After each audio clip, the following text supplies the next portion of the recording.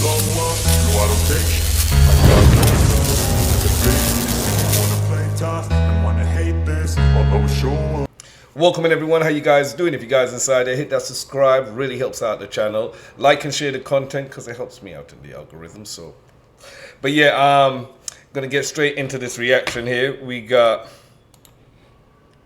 is it the tragic downfall of a wildlife influencer, ruined life in seconds. All right, cool. I got a list of these I need to react to, but let's start here.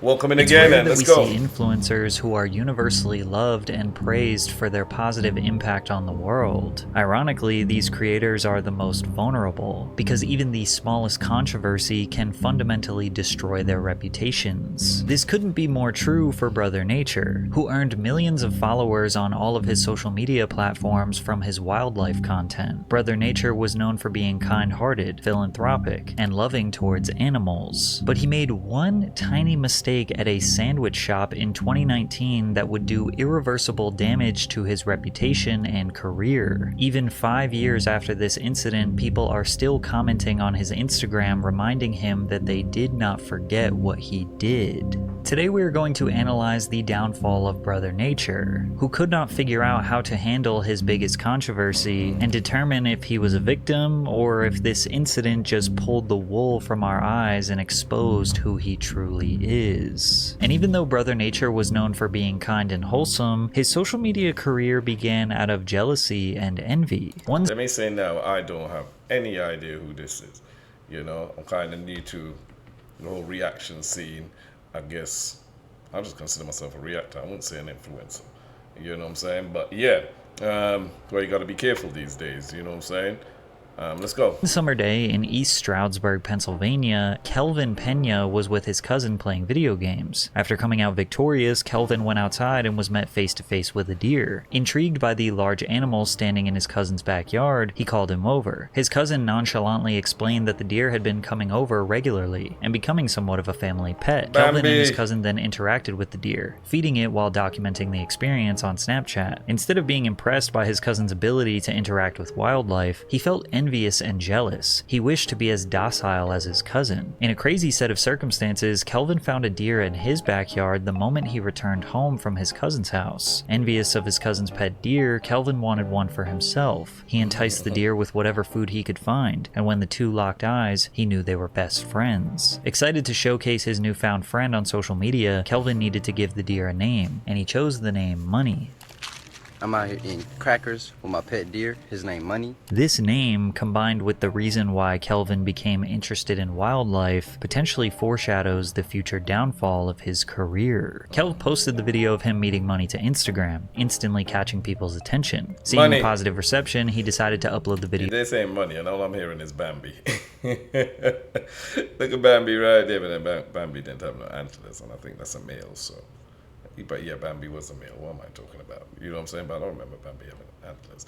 Ain't no money here. I'm saying Bambi. Let's go. Video to Twitter. Within 24 hours, the video had thousands of likes and retweets. People thought it was hilarious and could not stop sharing it across the internet. It was a surreal experience for Kelv, who at the time could not comprehend why this random video of him interacting with this deer was intriguing to so many people. At age 17, his social media profile skyrocketed, and he continued posting videos of him interacting with various deer in his neighborhood. Keep in mind, his name was not Brother Nature at the beginning. It was Cold Game Kelv. But his whole world changed when he introduced everyone to his newest deer family member, Canela.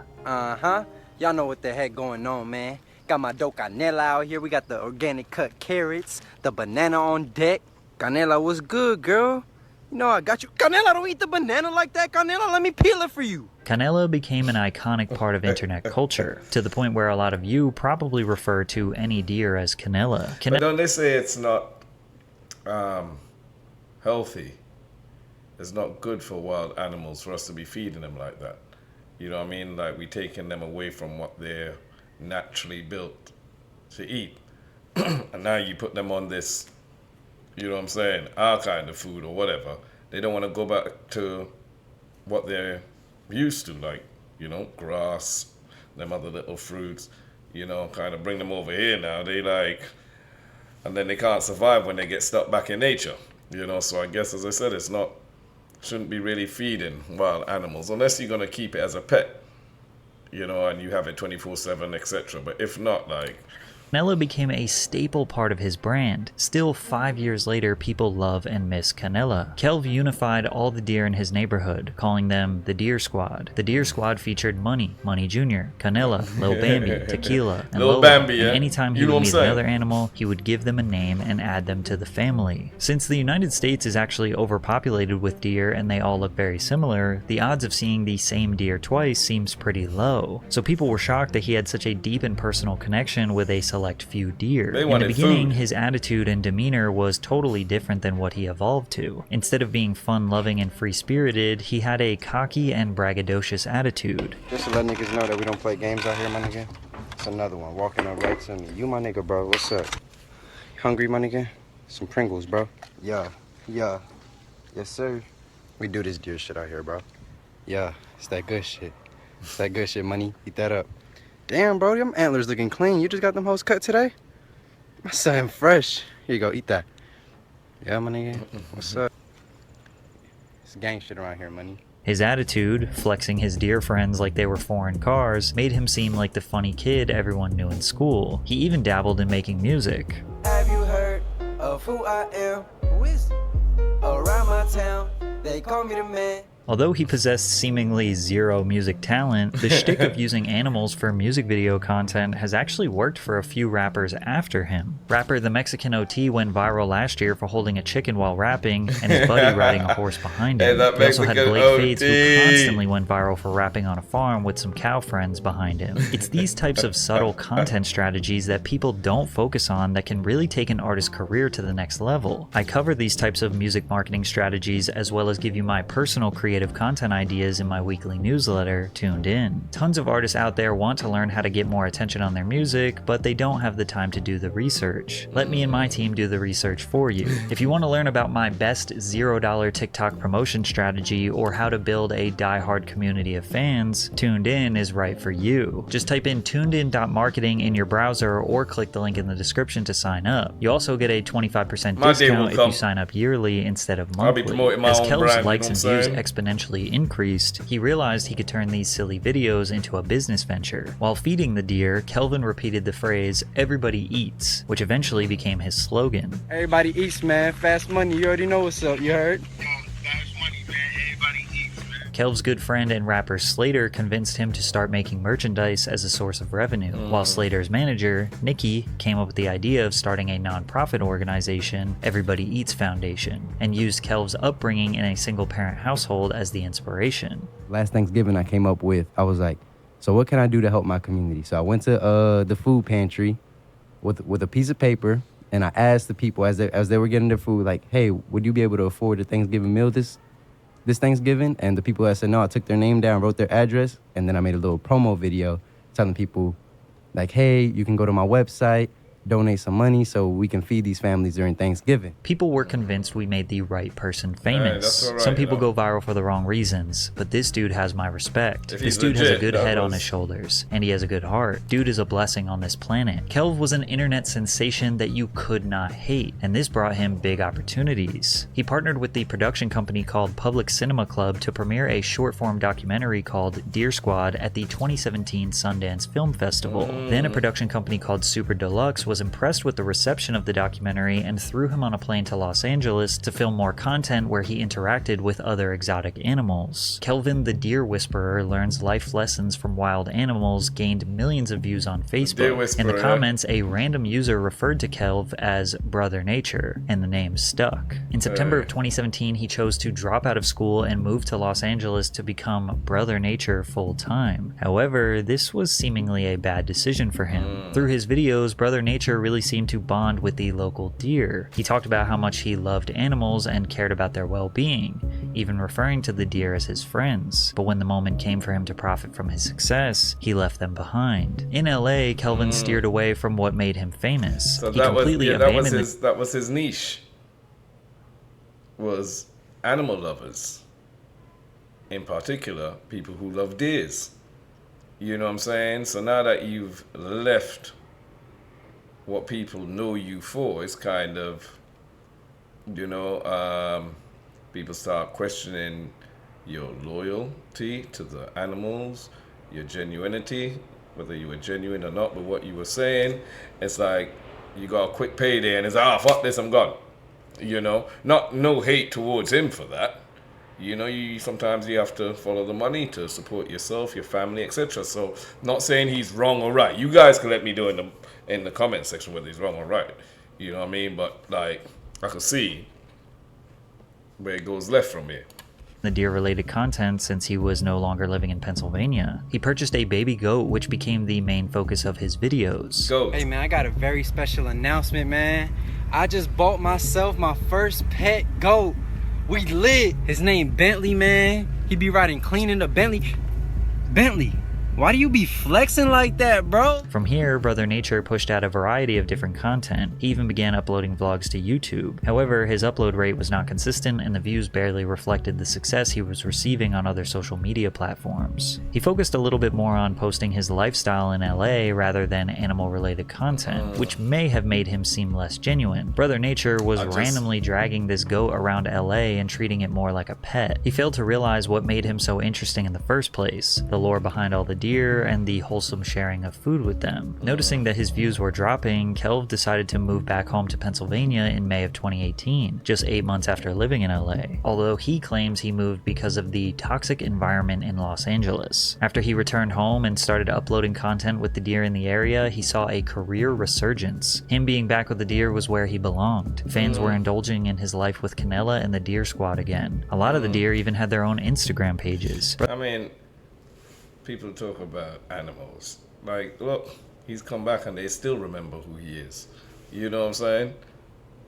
Bless them days, man. Let's go. Brother Nature was back in his element and on top of the world. He grew to well over 1 million followers and garnered even more fame than before, but some controversy was about to tarnish his reputation. In October of 2018, a few months after Kelv's viral comeback, several controversial tweets resurfaced in which he used anti-black and anti-Semitic language. He was 12 and 13 years old when he made these tweets, but they still had an effect on his public reputation. The story was covered by various major news outlets like the Huffington Post, Business Insider, Daily Mail, and dozens more. Kelv's squeaky clean image was tainted and he lost several bookings and brand deals at the time, including a potential appearance on Dr. Phil. He posted a note to Twitter apologizing for his language and moved forward. Some people immediately forgave him since he was so young, whereas others unfollowed him forever. From there, he was seemingly back and forth from LA and truly traveling all over the country. Brother Nature did not fit the image of your typical wildlife personality. Typically, these personalities are unapologetic conservationists who spend all their time in the wild. They also typically attract political attention, often shining light on many of the various laws and regulations that allow humans to destroy animal species in the environment. Kelv liked to travel the world, party, and live an upscale lifestyle. Sure, he discussed his conservation and charitable efforts, but he also posted himself rocking designer clothes and flexing luxury cars. He even dabbled in modeling. Also, his close friendship with Slater makes it seem like he was interested in indulging the lavish life of a rapper. It was unclear what his intentions were. Was he trying to be a serious wildlife personality? Was he trying to make silly videos with animals for social media? Or was he trying to make money on the internet? You tried to dabble in too many different things and you know what I mean, then you lost your niche.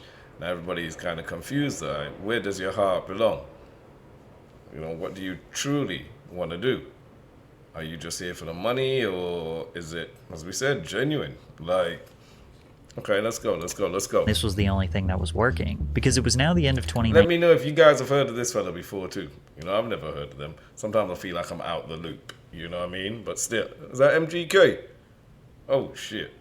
That's MGK. Let's go. And Brother Nature kind of just seemed like any other influencer who hangs out with celebrities and has this little side hobby of posting about animals. Like the dichotomy of him being a wildlife influencer, but then wearing brands like Prada and other designers who use real animal skin and potentially abuse animals for profit in their products lost him respect to real conservationists around the world. But it was one night in Miami while he was living the high life where his whole career was about to change for the worse. worse. In December of 2019, Kelvin visited Miami, Florida for a beach cleanup event. He was partying heavily every night at various clubs, on a week-long bender. On the night of the 6th, video surfaced on Twitter depicting him being violently hit and kicked in a sandwich shop as bystanders looked on. People on social media initially assumed Kelv was attacked unprovoked, and an outpour of sympathy erupted. How could someone possibly beat up sweet old Brother Nature? But as more details emerged, they started to believe he was the one at fault. Kelvin went into La Sandwichery, drunk, and saw there was a line and wanted to leave. But he claims an employee invited him to skip the line and sit down. But then when he skipped the line, the manager saw him and started yelling at him and demanding him to get out. Then Kelv refused and said there was a misunderstanding. Two patrons who were eating started filming the commotion from across the restaurant. Chico, don't nobody know you, bro? Receipts. Receipts. Receipts.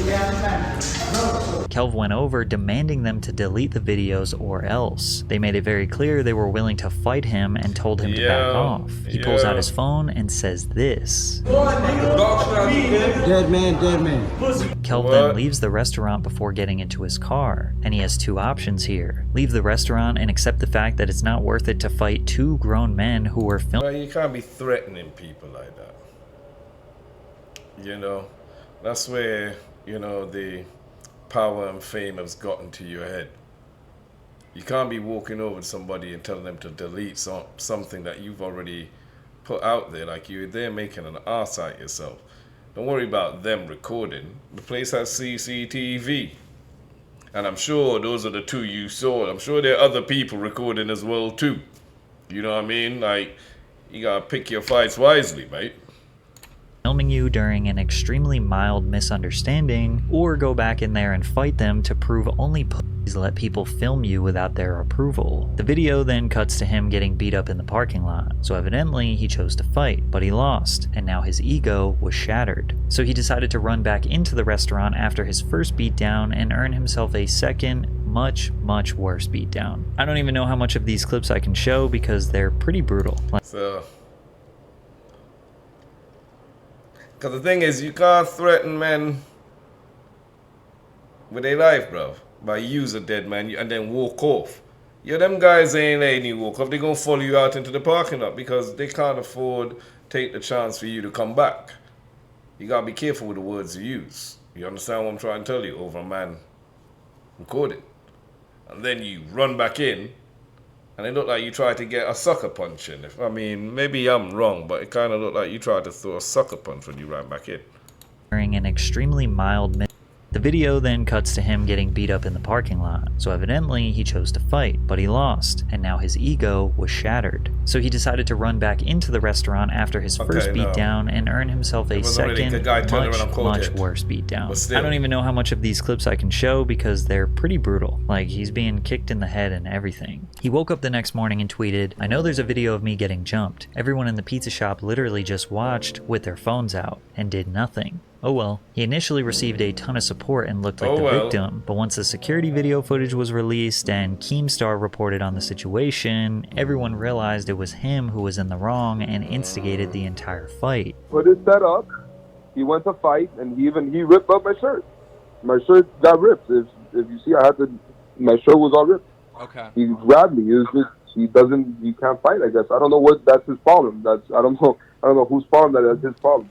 Yeah. Well, I mean, when people are drunk, people like to fight. I mean, that's like a common thing, and obviously keep your hands to yourself. Pretty intoxicated from the videos, but now, judging off how viral his old tweet controversy was, surely this story was going to be even bigger news. But something much larger and unfortunately sadder happened the next day. Rapper Juice WRLD sadly passed away just one day after Brother Nature's sandwich shop squabble. So media coverage shifted away from him and only talked about this tragedy. I mean, don't get me wrong, people were still running to his comment section and calling him pathetic, a punk, playing the victim for starting a fight. The internet universally agreed that he was being belligerent, started the fight, lost, and then tried to act like he was innocent. His posts often had a few people stealing the top comment by saying, "We didn't forget." This tweet went viral a couple weeks after saying, "Brother Nature wanna handle every animal except for the elephant in the room." Since Kelv was clearly in the wrong, a simple apology of just saying that he was drunk, acted like an ass, Davis, started the fight and got beat up would have likely gained him a lot of respect. It's hard enough to get beat up after starting a fight, but admitting it and apologizing to the world is also difficult. Instead, he just did nothing. Get a bit He more ignored respect the for that. controversy. He just kept posting consistently about his charity work, spreading awareness about environmental issues, collaborations with celebrities, and of course his lavish lifestyle. And to be honest, this kind of worked for him. Sure, he had a slight dip in engagement, likes, and views, but once the pandemic hit, the world had much bigger problems. We would later find out that the reason behind Kelv's downfall was because of his internal struggles with how he felt he handled the situation. In an interview on No Jumper in 2022, which was 3 years after the incident, Yeah, because you see, like, I say sometimes the best response is no response.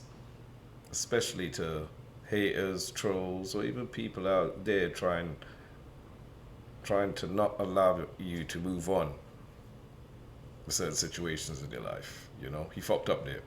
Sometimes the best response, no response. Even though an apology would be bigger still. But then him as a person, he's never gotten over that.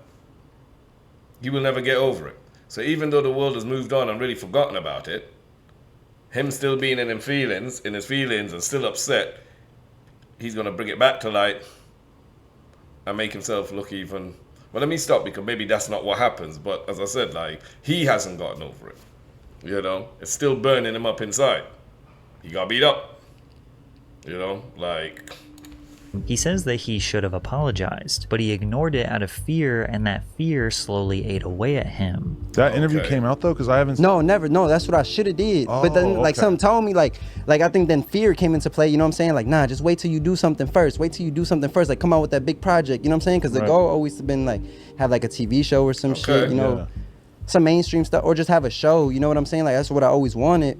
So I'm like, maybe you should just get the show first. But then I think I became afraid to start making decisions because I ain't just make that one. You know what I'm saying? And just come clean, like, as a person, like as a human. The fear and uncertainty of what the public thought about him slowly ruined his career. His posts slowed down, then the pandemic hit and slowed everyone's lives down, and then he just kind of turned into a regular influencer, posting fit pics, modeling, doing random brand deals, occasionally posting a video with an animal once in a while. Then he went on a year-long hiatus until March 28th, 2022, where he posted a photo with the caption, "Retired." His page lost that spark and personality it used to have. He stopped smiling in pictures and combined them with cryptic captions like, "Die a hero or live long enough to see yourself become a villain." Then in February 2023, he said in a caption, "Retirement going crazy." It's not necessarily that the controversy... Somebody make sure to go check on him, you know. Dark times out here. People in dark positions, spaces in their mind, you know what I'm saying? Somebody check on him. Yeah. He ruined him because the public canceled him and decided to stop supporting him. It's that he, as a man, felt like he handled the situation wrong and couldn't feel that closure for himself. It then made him question his own intentions and career path in the first place. Was all of this just for money? Was it for clout? Did he genuinely have a mission to save and protect wildlife? There are still people in his comment section today, 5 years later, saying they will never forget what he did. But these types of trolls will always exist, and you have to just ignore them. I don't think people actually care that he picked a fight in law. I mean, I don't think, watching this, y'all can let me think. I mean, let me know in the comments. But I don't think that what he was doing with them animals was genuine. As it goes to, I really think it was for the money, the fame, and obviously he went away the minute he got a break. I'm not hating him for it at the same time. Sometimes you gotta do what you gotta do.